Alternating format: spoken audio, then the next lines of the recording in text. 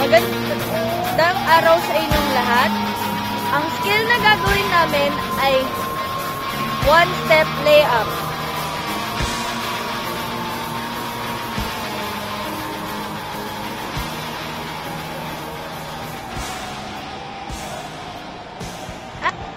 Ako si Steph at siya si Camcam ang magde-demonstrate ng aming skill.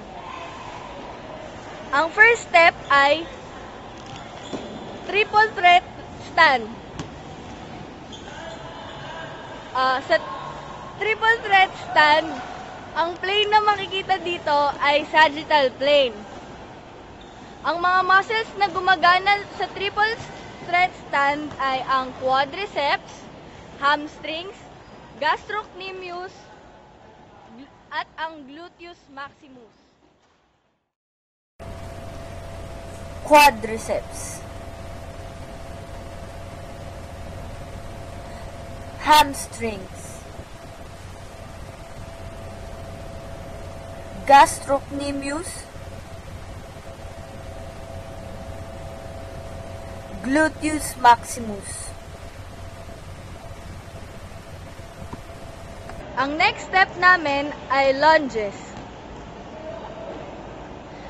Dito sa lunge, same muscles lang ang gumagana katulad ng step 1. Ngunit, ang pagkakaiba nito sa step 1, ang plane na makikita dito ay coronal plane, kung saan naka-forward yung body niya, nahati ang katawan from front and back side.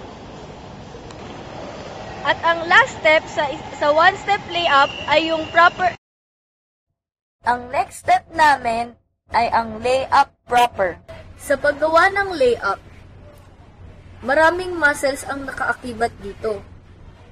Bukod sa mga leg muscles, madadagdag na din ang mga arm muscles, katulad na lang ng biceps, triceps, brachioradialis, latissimus dorsi, serratus anterior, deltoid, at trapezius.